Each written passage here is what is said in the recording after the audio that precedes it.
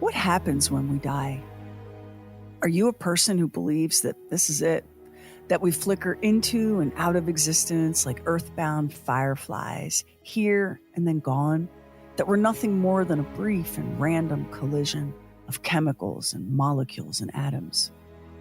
Or do you believe that humans are gifted with something eternal, something we call a soul? Do you believe that your choices in this world determine your place in the next world? An afterlife of paradise for the righteous, infinite fire and torment for the rest. Or maybe you believe in an eternal soul that recycles itself lifetime after lifetime, hard experience polishing away our very human imperfections until we achieve enlightenment and are at last ready to rejoin the eternal flame that is the Creator. What if you could know? What if you did know what happens when we die? Would that change the way you live? And make out a small beam of light against the mirror.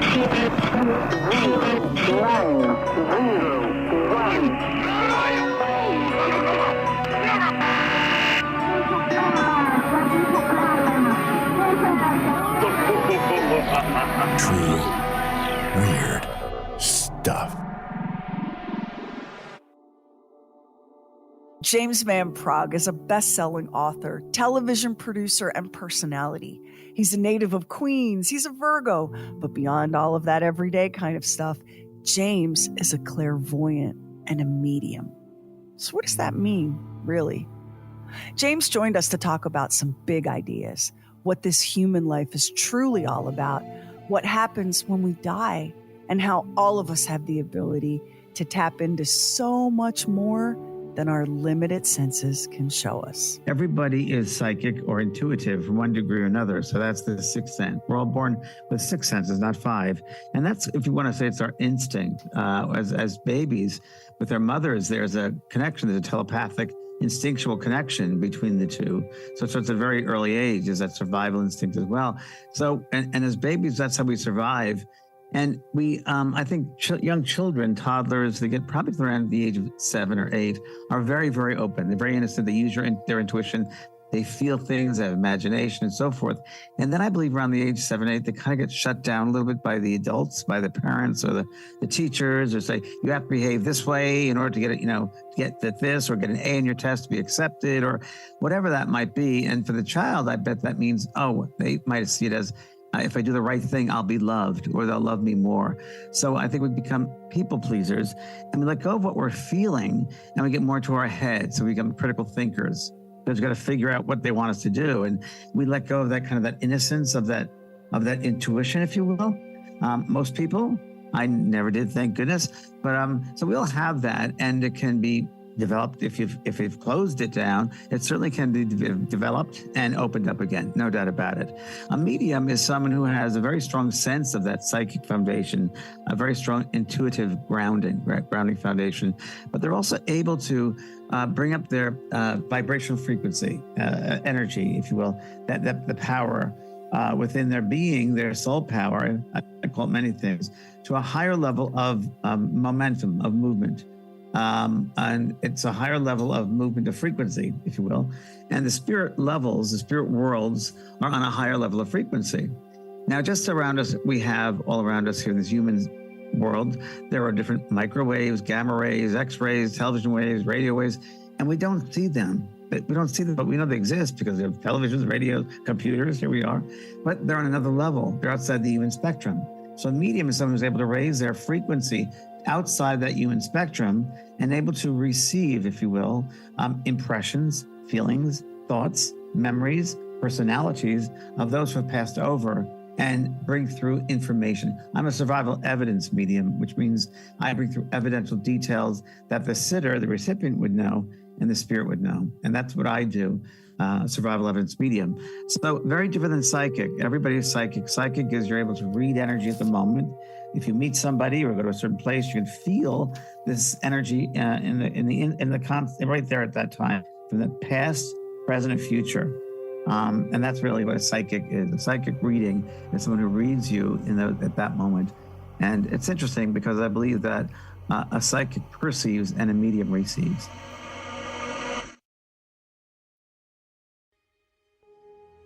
You guys, I am not 100% clear on how a combustion engine works. I'm not totally sure what a spleen does or what a touchback is in football or how the power grid functions. And these are all tangible things in our chaotic physical world. So, like you, I'm just as much confused as I am curious about the metaphysical world. We humans are sentient creatures, aware that we are alive in this moment. And the flip side of that awareness of life is the knowledge of death. Our mortality stalks us every hour of our brief time here in this world. We may hold faith that there is something more than this physical slog, but there are times when that faith is threadbare or non-existent. Times when the knowledge and fear of our own end can blot out the light and the joy of being alive. Times when we lie in the dark with racing hearts, pleading for a sign, asking for proof. And if that proof appeared, would you accept it? Could you accept it? For James Van Praagh, there was never much of a choice. As a little boy, I used to spirit quite a bit. I used to see, as a baby or a toddler, I guess maybe I was, 18 months old. I'll never forget. I was in my crib in the back. My father brought me into the crib. And I guess I was a night owl then because I wanted to stay up. And I remember I was crying my eyes out because I wanted to be in the living room with the rest of the people. And every evening, there'd be a white-haired gentleman in the corner of the room, and he'd come over to this crib or the bedding thing, whatever they had, and he had a toy in his hands, and I'd play with that. And years later, I'm sitting with my grandmother, and she's going through a photograph album, and I said, wait a minute, who's that man with the white hair? And she said, oh, that's your grandfather. He died before you were born. I said, he used to come to me every night. And that was really what it was. That it wasn't all the time. It was, I'd go out and play with friends, like on a Saturday morning, and I'd see their loved ones behind them. Not all of them, some of them I'd see loved ones. But I thought everybody could see that. I thought everybody could see colors around people and, the auras and know things about people. That was what I thought. And my mother said to me one night, for saying prayers, I was raised very Catholic. I didn't believe in it per se, but I believed the Catholic thing, I guess, angels. One night I'm going to bed, she was saying prayers and kneeling down by the side of the bed. And I looked at my mom and said, Mom, who are those people at the end of the bed with the lights around them? And she said, oh, them? They're God's angels. I used to see them too when I was a little girl. They'll never hurt you. They'll always take care of you. And that was the beginning. That was really the validation from my mom. Growing up, James didn't really think that his psychic gifts were all that unusual. After all, this was the only way of being in the world that he'd ever known. What he wanted to do with his life was become a writer, but not just any old kind of writer. He wanted to be a TV sitcom writer. There's a lot of temp jobs to get into showbiz with sitcom writing. And I remember I was working there, and a friend of mine said, or I work at a talent agency, William Morris Agency. And it was there that my coordinator, I was pulling staples out of contracts 8 hours a week, preparing it for microfiche. That's how long ago this was. And I never thought anything of the spirit world, psychic. And the lady came to me, and the supervisor, and she said, you want to see a medium? And I said, what's that? And she said, he's someone who talks to dead people. I said, oh, I don't really believe in that. It's nothing I'm really into. I didn't have any real belief system. But to humor her, I went to see this gentleman, Brian Hurst. Went to his place in Manhattan Beach, California, his apartment there. And I walked in with my friend Carol, and he looked at me and he said, you're a medium. I said, oh, okay. I guess it was kind of crazy, but okay. He said, the spirit people want to use you in 2 years' time. I said, oh, okay. And I just moved from the East Coast. I was at cynical New York. I'm like, okay, land of fruit nuts in California. Okay, here we go. And anyway, he did bring through some incredible information of people that had passed over, names and details. So it got me opened me up to a little bit to think maybe there's something to this. And I used to go to a bookstore in LA called the Bodhi Tree Bookstore on Melrose Avenue. It was like the #1 new age bookstore. It was a really big bookstore. And you were able to sit down in different areas. They had chairs there and read. And every weekend I would go there and read everything about astral projection, psychic phenomena, auras, Edgar Cayce, and all these different topics. And I found it was food to my soul. I thought, oh, this is so interesting. I was a sponge. I couldn't take it. So I started meditating. And I meditated really to visualize my future. I'm going to be a producer. I'll be well known as a producer. And that's really what it was. Or as a writer. I didn't know how, but that's what I did. And in the time, I did temporary jobs. I was working on Paramount Studios then, a little while later. And I remember a young lady came into the next cubicle over. Her name was Joe Dallas. And I said, Joe, there's a lady behind you. Oh my God, there's like this woman behind you. And the lady looked at me, and it was her grandmother. She looked right at me, and she telepathically connected with me. She said, "This is my granddaughter. Tell her about the house in Idaho, the yellow house with white shutters and the footstool cover." And I said, "Joe, would you mind if I share this information? There's a lady here, and she's saying all these things." And Joe very calmly said, "Oh yeah, that's my grandmama. We made a pact before she died that she'd come back and let me know she was in heaven, and she'd mention the house, and that this is her." And I freaked out. I freaked out completely, because I'm thinking, oh my God, I'm crazy. I'm nuts. I can't relate to the world, because in those days, there was no one that was out there as a medium really that was well known. And mediumship wasn't really well known per se at that time. So I ran back to my small apartment I had in Hollywood, and I was freaking out because how could I tell anyone this? You know, they'd lock me up or what. I don't know what is it to do with my life. So I called that man, Brian Hurst, that man, the original medium, and I told him that my predicament. And he said, "James, don't you remember the prediction from the spirit world?" I said, "Huh? That you're going to be a medium in 2 years' time." I said, "Yes." He said, "James, it's 2 years exactly today." It was 2 years to the day when that happened. So that was the beginning. That was the very beginning of it. And he took me under his wing, and he helped me to learn how to develop properly as a medium. And thank God for Brian. And and the rest is history, as they say. Despite a lifetime of otherworldly experiences at this point, James was, as he said, freaked out. So I asked him, before this incident, what did he think happened to people when they died? I was raised Irish Catholic, of course, and my mother came from a big family. And so I'd go to funerals all the time as a kid. I mean, I'd calls from the principals, "Your aunt died. Okay, you gotta go home." 3 or 4 times that would happen within 2 years. So I'd go to funerals a lot. And I'll never forget that one of my aunts was laid out. We did the viewing, of course, in those days. And everyone was crying. And I'd say, "What are you crying about? She's standing right next to the box. What are you crying about?" And to this day, my sister passed over 2 or 3 weeks ago. And it's so funny because she did some mediumship too. And we're at her wake, the viewing. And she came to me and she said, "Oh my God, this is not what it's like." She goes, "This should not be done." She goes, "I feel I've wasted everybody's time." She goes, "Oh my gosh." She goes, that's not me, James." I said, "I know that's not you. That's the meat suit." She goes, "Oh, I don't like their physical world anymore." Oh, thank God. And I've never had one person who I've communicated with in the spirit world ever say, "Boy, I really miss that physical human body. Oh, I miss that world. Oh, I miss that disease." I've never had that, because this is not our natural world. This is our school. You know, the spirit realm is our natural place of life. That's really where life comes from. The idea of this world, this life as a school fits, doesn't it? All the tropes are there. The popular kids, the bullies, the geniuses, the cheaters, the misfits hovering on the fringe, never quite able or willing to play by the rules and fit in. The tests, the drills, the hierarchies, the casual cruelties, the feeling that everyone else has it figured out, and it's only you standing alone on the field, fearing that you'll never be picked to play. Every single day that we're given, everyone you meet on your path that day is either a student or a teacher. And I think if we live with that every day, that someone's a student or a teacher, and even if they're in a really bad mood and they yell at you, okay, what are they teaching you about yourself? How do you respond to that? Are you going to go to the emotional level, like knee-jerk reaction? Are you going to sit and wait and then respond? So it's really good to look at it that way. It certainly helps life much easier, I'll tell you that much. Oh, especially right now. Like, I'm by nature such an optimistic person, and the world is just punching me in the face. Boom, boom. I feel like Rocky. Cut me. Put me back in. Like, I'm just overwhelmed and exhausted by it, you know? And I wrote that down, get in observational mood. And I agree with you that what's the saying, when the student is ready, the teacher will appear? The teacher appears, well, we always think that that's going to be some wonderful, positive lesson, but sometimes you need a good ass kicking. And the teacher appears to give you that to get your head right. And a really a funny story, it's an interesting story. A gentleman I know who's a spiritual teacher now used to work on Wall Street.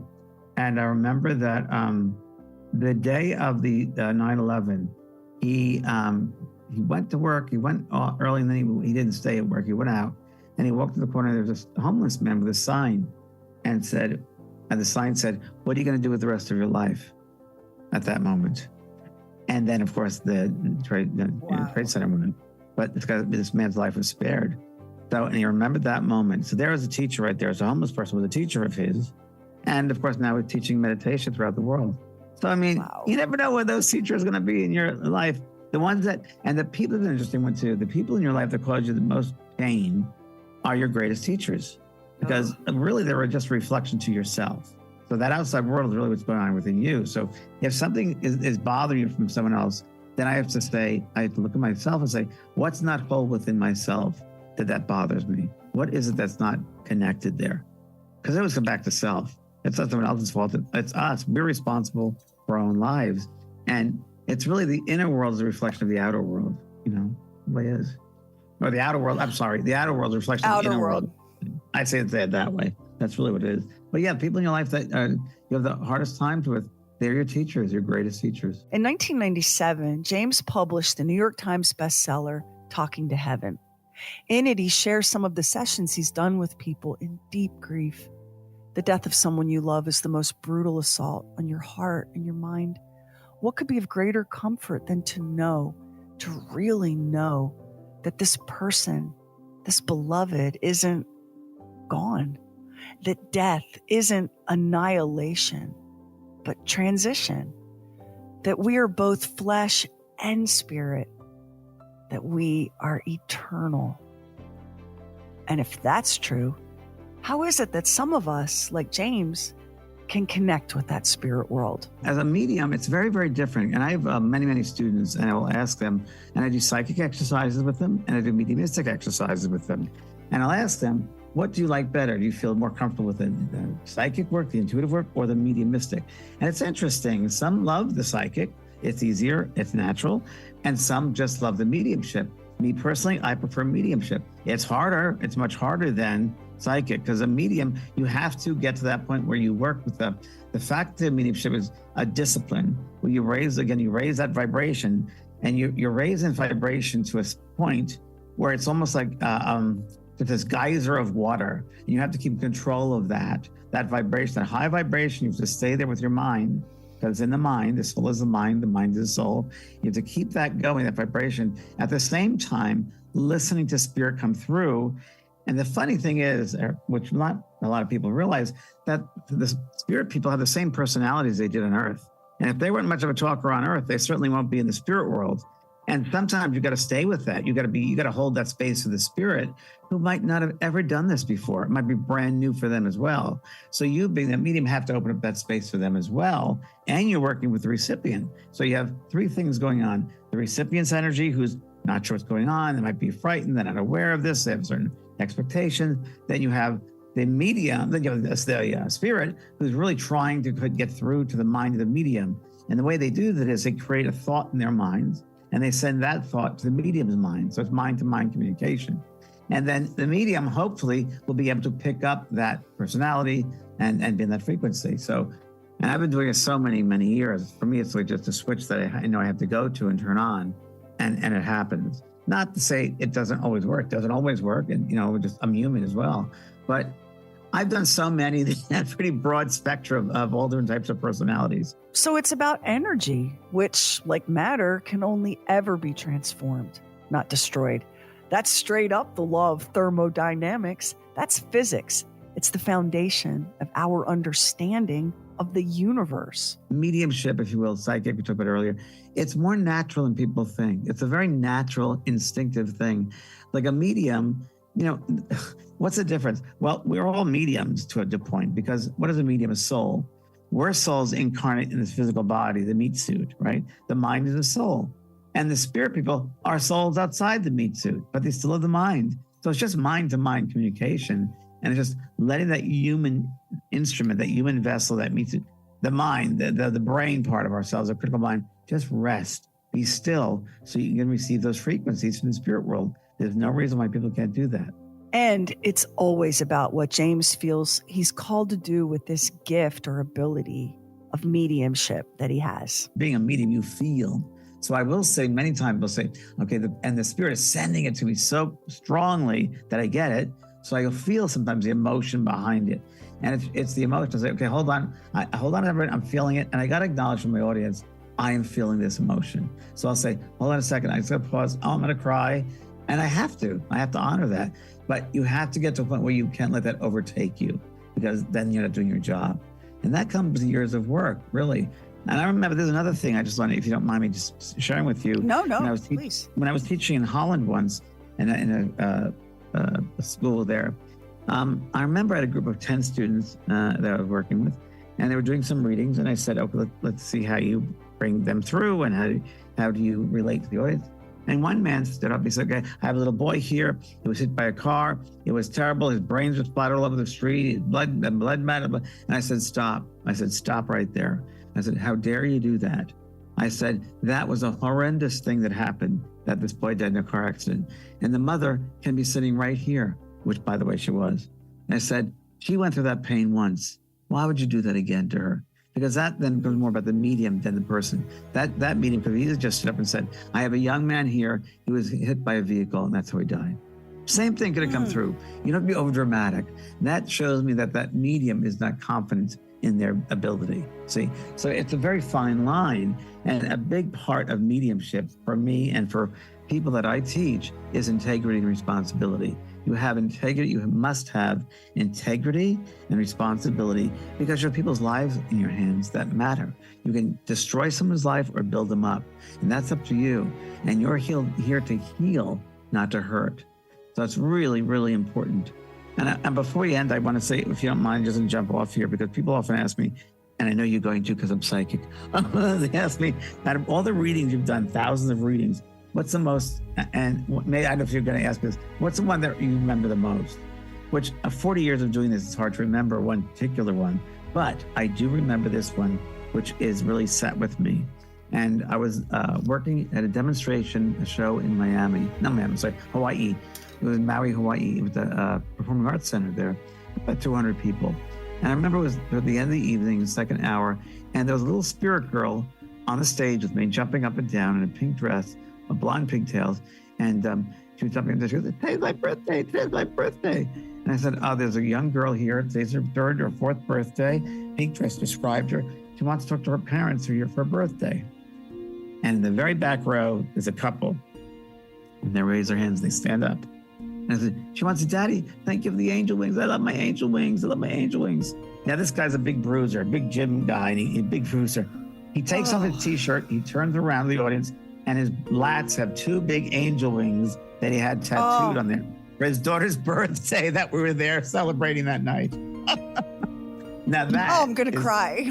Right? Exactly. Everybody, that was the last reading of the evening, because everybody felt that. And it goes to show that one reading can heal many. One of the fascinating things you discover talking to James or reading his books or attending a sitting is this: we are who we are in this life and beyond. And I don't know if that's awesome or depressing, but it does look like we have the power to shape that. And it's up to us either way. One thing I found, if you don't mind me just telling this story, which is kind of interesting, I was doing, and it just demonstrates how people are very much the same as they were on the earth. They're in the spirit world with the same belief systems. So I was doing a message for a girl in an auditorium, and probably 1,000 people. And I remember her aunt came through, and I gave information about her aunt to her that she understood. And as I'm communicating with her, I'm very aware of the side of my out of my eyesight that there's a spirit man coming closer to me, and he had his arms folded. Now I knew that was this girl in the audience's father that had passed. I just knew it. And I said to him telepathically, would you like to communicate with her? And this man said telepathically, why would I believe in this? I didn't believe in this in life. Why I believe in it now? Isn't that interesting?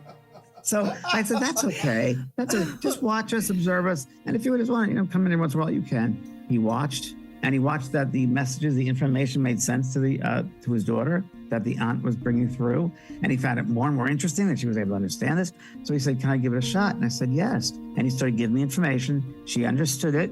And to make a long story short, I cried because it was a father asking her forgiveness, because he said, please tell her I love her. I wasn't able to show love in life, and I want to give her my love now. If the idea of hauling your baggage into the spirit realm isn't enough to make you rethink some choices, I don't know what it's going to take.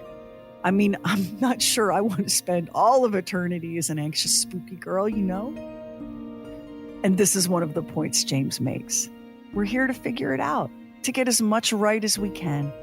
to learn, to grow, to do better and be better.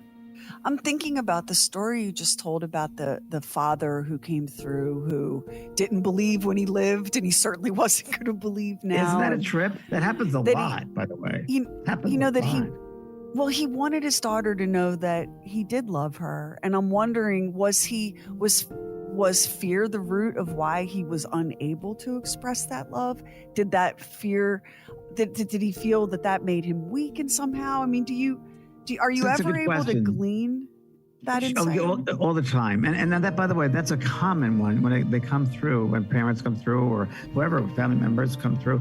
Many times they talk, let's say parents will say, I didn't love you because I wasn't taught how to love. Or it might have been a generational thing where they weren't very demonstrative. My grandmother was from Britain, and my father never really got the love that he wanted because he wasn't shown love because she didn't know how to show love. So how could he give something he didn't know what it was? So that's really and it's also, sweetheart, a lot of shouldas, wouldas, couldas. When we first pass over, we all have a life review, and we review everything that's happened to us, with other people.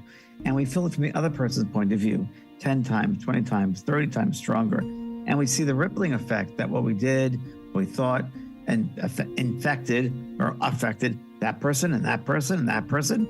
Oh my goodness. And it all came back to my one word, my one thought. And that's a tough one because, in this physical earth, when we do something we don't feel good about, we go to the person like, I'm sorry, I didn't mean it that way. But in the spirit world, when you have an eternity and you don't have a chance to come back and say, I'm sorry, you're living in a mental vibration in the spirit world. So you live it over and over and over again in your heaven, in your head.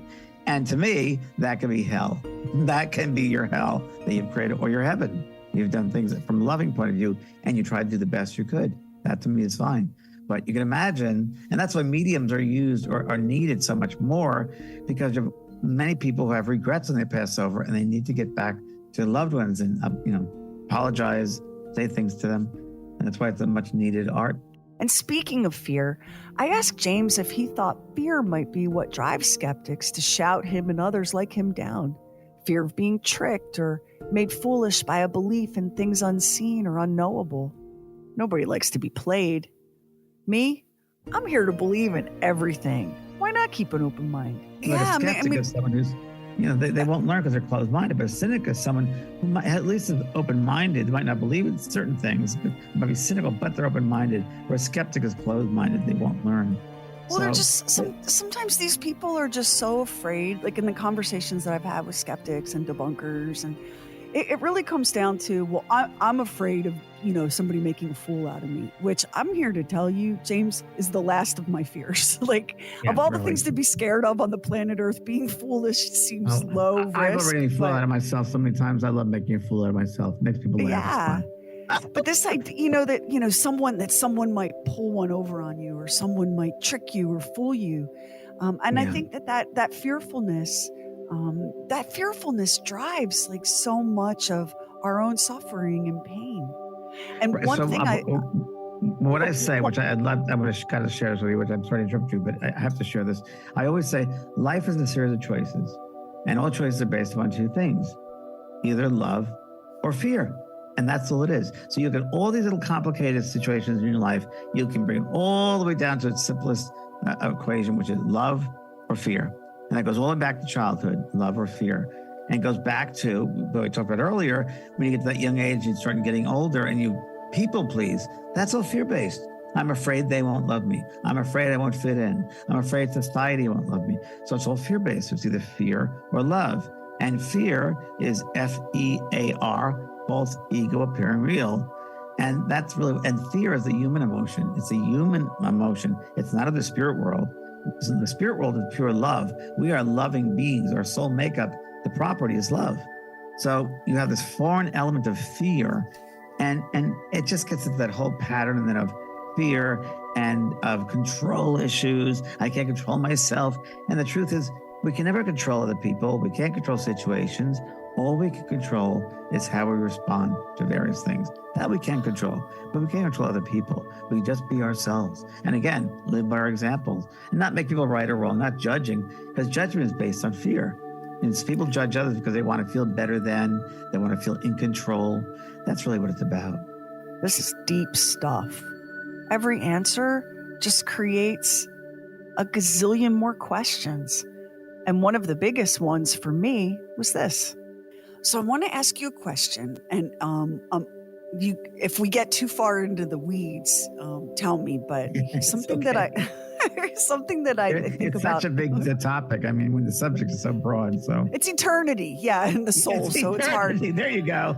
It is so hard to, like, when I thought about like all the things I wanted to talk to you about, I'm like, all right, how do I wrestle the soul and eternity down into something manageable? Here's my question. To limit it, it's really hard, right? So, I personally believe in some form or flavor of reincarnation, and I know that we have so many lessons to learn. But I guess what I'm wondering is, how can I know your question. How do you communicate with them? They've reincarnated. That's your question. If they've, like, let's say that you've lost your, like, my mom is living, but let's say I've lost my mom and she's gone on to whatever is next and she's living out that next set of lessons. How can you find her for me? How do we do that? And I know also that I am a small, hairless talking monkey and that my brain can't conceive of all the metaphysics involved, but how does that work? Right. So remember, we're limited to our three-dimensional laws, right? So we're really kind of in a box. And the truth of the matter is that this body that we have, only like about 20%, 25% of the soul is in this. 75% is outside the body and those other realms. Now, we're just so aware of the small part of 25%, but there's like 75% out there in different levels and ethers and realms interacting. And I'd like to say, for me, the analogy I try to understand is the sun, like a sun. Each one of us is a sun, and the different rays of the sun kind of act out in other lifetimes. Right now, we're in several different lifetimes, not necessarily on this planet. It could be other planets, other forms, other galaxies. There are millions of galaxies, so we could be all over the place. So you're thinking in linear time, human time. Spirit is outside of linear time. So when we pass out of this physical realm, the other realms, you become more aware of your soul self, if you will. And you become more aware of this one personality of this human existence right now. You share that with those soul groups, those personalities, and they come together back again on the spirit side. So the personality of this lifetime, those personalities of your current soul group meet up again in the spirit levels. And they'll work out what they have to work out on those levels there. Not to say that right now they're not in different places having other, what we call lives. Who knows what form that takes either. Could it be a liquid form, air form? I'm saying there's so many other existences than just this physical one. This is the smallest part of the soul, is the physical body. And I call it the big toe to the soul. So in that respect, we're everywhere all at once, if you will. And so the most important thing to remember is there's an attraction to each other as far as the soul personality of this lifetime. And they are there with you throughout the lifetime, like your dad or like whoever went on. They're probably guiding from the other side because they're here to help us because we're helping each other. So that's nothing we ever have to worry about. This idea of soul splitting, you'll see this a lot in the reincarnation literature, the idea that we are, and you're right, linear time. I mean, we know that the sun is a great analogy, right? Because the sun is rays of light. So if that's parts of the soul, those can be all different lifetimes that we're having simultaneously, all at once, in different spaces and places, not just the physical world, but other planets and other galaxies. So that's a possibility. And I believe in quantum physics. I'm not an expert in quantum physics, so I can't talk about it much, but I do believe in space-time ratio and that where you can live in several places at once, things are moving all at the same time. I also believe, which is really interesting, and part of my course, in past life regression. I've done a lot of past life regression, and I do believe that we can live the moment we live here now, and I don't know enough about it, I wish I did, but as we act now, our thoughts, our words, our deeds can affect our past lifetimes and our future lifetimes. So there you go with that. Don't ask me any more about that, but I believe it. I believe Max will tell you, my director will tell you, like, I am so deep into quantum mechanics and quantum physics. Again, like a small, curious monkey. but and I So never, you know I more always, about it than I do, but it's wild, isn't it? it's elusive, like I Yeah. feel like just as I'm about to understand it, it's like mercury, it squirts away and I'm still chasing it. But the idea of, for us as organisms, the arrow of time moving in just the one direction forward, but from a physics standpoint and a physical universe standpoint, the idea of time being circular and much more chaotic than our brains can understand, and which brings us Einstein into was like the Einstein knew a lot. multiverse. And Einstein was all about energy, knew about these things really well. Was just actually hitting it, tipping the iceberg, and then he passed. But he was very into it. Wrote a couple of books on it in the quantum field. But I just, this is a good one. Let me just maybe this will help a little bit with the reference. I was doing an event in California once, and one of the audience members asked, from a spiritual point of view, where is the level of the human being? What rung of the ladder are they on? And it's really interesting. These guides came to my side, and they said, "You human beings," and they weren't laughing, but it was an interesting thing. It said, "Human beings are on the very lowest of the rank, one of the lowest rungs, because you still kill each other, you still don't use love, and you still kill. You don't respect life," which is interesting because we kill our own species. Now, really, we're all connected as one being. I really believe we're one. I had a near-death experience and experienced that whole oneness, that we're all connected. And I got to tell you, it's once we get to the awareness that war, it doesn't help, it hurts us because we're hurting ourselves for it. We're really hurting ourselves. I like one, the word one, or that word one. I used it in one of my books because someone said, "What is love?" I said, "Well, love to me is one." What does that mean? Well, one is omnipresent, nurturing energy. And that's what I think love is. Love is one. And we're all one. And I think we come back with different nationalities and speak differently and live in different countries, really, again, to learn from each other. And I believe in God. Like, people say, "What about God?" I said, well, I believe God is diversification. I believe God is everything and everyone. And that not one person, one religion own God. We all own God. We're all part of God. We're all that part of that source energy, whatever you want to call that. But I think that's what we learn from diversity. We learn we have so many opportunities to understand and learn and to investigate. But we get so caught up in living in a box because we want to control our environment and living in fear. And that's the opposite of that's, I think, why we don't feel healthy here or feel connected, because we're living in an environment of fear, which is not our natural inclination. Our natural inclination is of love. And I think that's part of the problem right there. Wow.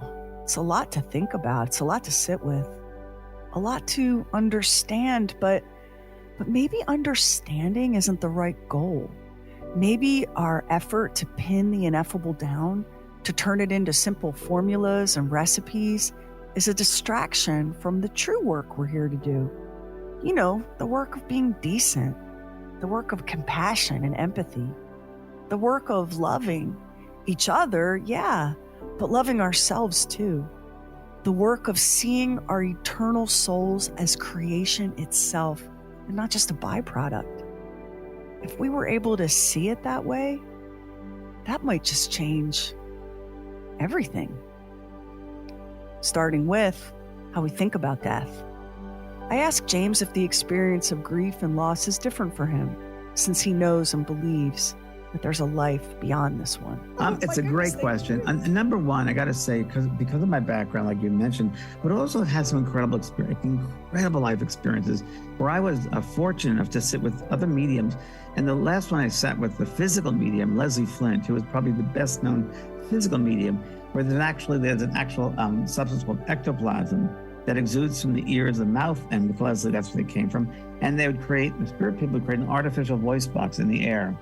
And the spirit would speak to that larynx, that artificial larynx, and it would sound just like they did on Earth. And you can go online to Leslie Flint. They have all of the transcripts, because there was a lovely scientist couple, Betty Woods and her husband, and they taped reel-to-reel all these sessions in the 1950s and 60s. And I was fortunate that my mother came through with her voice, and I still have the cassette. And I mean, there's no way. I mean, it was life after death. That's proved. And I have that, and I've had some incredible experiences with mediums from Brazil, and my own experiences, of course, too. So, yeah, I guess so. I know that's our home, and I know that we have to be in this human school, this physical school, for reasons to learn, to teach other people, help other people to understand. But we can't take it all so seriously because it's just a school. And as I get older, and I think maybe this comes with age, physical things don't matter as much to me anymore. Even even physical belongings like clothes and on articles and things like that. That's nice. I appreciate it for while we're here, but I know there's so much more. And I really want, a part of that comes into, I use that in my daily life, in that I know there's so much more. I know there's pure love over there. I know fear is a human emotion, but a lot of people live in fear. A lot of people walk unconsciously. A lot of people sleepwalk.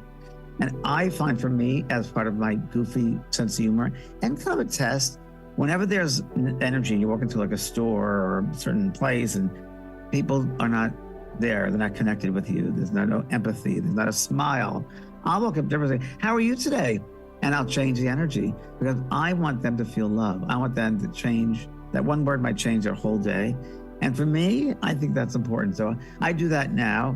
And I have the perspective that, tomorrow might be your last day. So do the best you can today. And there was no way I wasn't going to ask the question that's always puzzled me when it comes to the idea of talking to heaven, of communicating with those we've lost. James, something that I've always wondered about and struggled with, and I'm really anxious to hear your perspective on this. Some of the people that I know who profess the most profound faith in God and the soul and the hereafter are also the most skeptical and angry when confronted with a person like you. And it seems like, wait, y'all telling me all the time about Father God. And here's somebody that's going to bring you the good news, literally like the hope. And you're telling me he's fake, he's fraud. It's how do you reconcile that? Because it seems like, what? Like, how do you hold these two opposing beliefs that there is more to it than the meat suit? And yet when someone brings you the news that there's more, that can't be true. Well, that's their truth, not my truth. So that's not my monkey. Not exactly. Exactly. I was the first one. I was the very first one out there with those skeptics. I really was. I was the very first one who took all those bullets from those skeptics because I didn't know what a skeptic was. I mean, I was doing, what show was it? It was Unsolved Mysteries. And I did this group reading. I knew nothing about it. The girls just wanted me to do this group reading. Okay. So I sat there and there was it was like 10 people. And I remember specifically there was a reading that came to session. One person came through, was a young boy who was killed. And he was shot up. And I said, there are several bullets here. He's killed like street corner, like a gang thing. And his name was Kevin. And he's saying to the mother and father, Mother, your husband's sitting across from you. You're not sitting. He wants to know why you're not sitting together. Anyway, after that, they had a man by the name of Michael Shermer, who's from Skeptical Choir magazine, I guess. And they asked him, well, what do you think? He goes, oh, come on. She was wearing the letter K around her neck. And that, of course, could be your son's name. Would be Kevin, the more common. Really? Really? And what about the bullets? Well, nowadays kids means rational, these weird answers. Explain why that James was able to say they're sitting across from each other. That was good luck. I'm like, what? So it's so funny. You can't change people's minds. You just got to be who you are. I was once on Larry King, or no, it wasn't Larry King. It was another show I was on with John Edward when John Edward was crossing over. He first started, and I asked John to be on a show with me with guests. Because it was a man by the name of Amazing Randy, and on it was a magician, skeptical guy. And they asked John, said, John, what do you think of Amazing Randy? And John said, anybody who puts an adjective before the first name, I don't give a lot of credence to. So, everybody has a right to believe. In the Bible, it says, my Father has a house with many mansions. And what I believe that to be, the many spiritual levels which exist of awareness. And remember, we're here on this earth world, the soul earth world, the soul school. We are in a school of people that are very, very unenlightened. They're baby souls, just starting out, nursery school. They believe in war and money and hate and power. And then you have the postgraduate souls that believe in healing and love, compassion, forgiveness. And then you have all the souls in the middle grades. You have all those. So that puts us all together in one place. So of course, but the reason why that is, it really produces various scenarios for us to be involved in and to learn from, if you will. So you're always going to have those people that don't believe certain way you do, which is part of the world we're in right now, for this human world. And that's okay. That's who they are. From where James sits, there's no controversy. It's not even all that complicated. Everyone's right to believe the way they want to believe, but don't push your stuff on me. I won't push my stuff on you. You just got to live by example. And also, this is interesting. Many of my clients who have these wonderful experiences, great readings, I'll hear, I got to go home and tell my husband. He won't believe it. I just got to tell him now. Or they want to force their spirituality on them. I said, listen, they might not be ready for it. All you can do is say, I had a dream of your dad last night, and this is what he said. Because everybody can relate to a dream, because we all have had that same experience of a dream. Or you can just plant little seeds. And when that soul is ready to let them fertilize and grow, they will.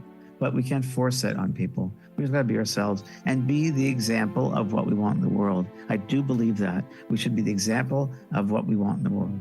And if you've ever wondered what a guy who can talk to the dead thinks about his own mortality when your own death draws near, do you have any inkling or any thoughts? I can't wait. I just can't wait. I'm looking really forward to the party, to time. And the funny thing is, I feel like this moment, I turned 60 years old. I remember I was 4 years ago, and I felt, and it wasn't something I was looking for, it just naturally came through to me. I just felt I've accomplished what I came back for. I really do. I feel like I've accomplished what I came back for. And I just want to spend the rest of my life. I have a school online, the JP School of Mystical Arts, which is my legacy. So I want to leave people with that. And also I just want, God, for the rest of my life to bring love and happiness and joy. And I'll never get over changing people's lives. That little thing about the light bulb above people's head, and they get it. When I do readings, I kind of see that. It's not a light bulb, but it's a light. And it really it's an aha moment for those people. And I love doing that. However, whatever medium that means, whether it's teaching or doing readings or writing books or doing shows like yours, however I can do that, that's my passion, to help people, remember who they are. I can't think of anything more delightful than to have someone tell me, I feel like my work here is done. It's kind of all gravy now, having a good time, looking forward to what comes next. I mean, so many people are burdened with this crushing fear of death, a fear of death so heavy that it drains the joy from life. I mean, so many people are grappling with that. But there comes a secret to this, in that everybody should live moment to moment. The past has already happened, so don't look in the rearview mirror. That's already gone. The future is yet to be. So live fully in this moment now, because it's all we have, really. And if one lives like that, and they have no should'ves, would'ves, or could'ves, they've resolved things, they've told people, I love you, please forgive me, whatever that means. I think if one has, I believe the definition of a successful life is when someone leaves the body at the end of their life, physical life, and they can look back and the world is a better place than when they first found it. That to me is a successful life.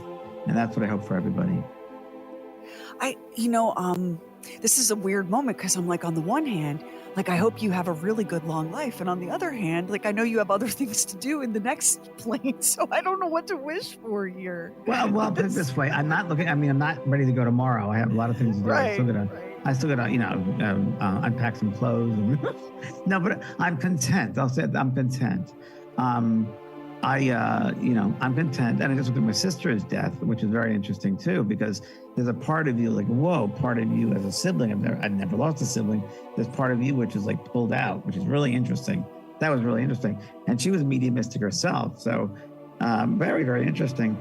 But life, if you live your life, realize that this is just the illusion. And it doesn't matter. What matters is how you treat people, how you behave, how you make someone else's life better than they know it. The hardest part of my job, I always say, is when I meet somebody and I see the abilities, their gifts, their abilities in their soul, and they don't see it for themselves. That's the hard thing. Talking to dead people is easy, but when getting through to people, but their own gifts, their own abilities, and they don't see it for themselves, that to me is the hardest thing. If you're curious and want to know more, James is hosting an online workshop on May 30th, 2023. It's a free video event. If you're all about uncovering the true essence of your soul, about exploring your capacity to communicate with souls on the other side, this might just blow your mind. James told us that we all have the innate instinctual gifts of intuition and psychic awareness and even mediumship. So why not take the journey, right? What do you have to lose? Other than, that paralyzing fear of death. You can learn more about James and the work he does at www.theshiftnetwork.com. And hopefully, before we meet on the other side, we'll see you next time on True Weird Stuff. Headed to the beach? We've got a shark tale for you. And this monster of the deep makes Jaws look like Finding Nemo.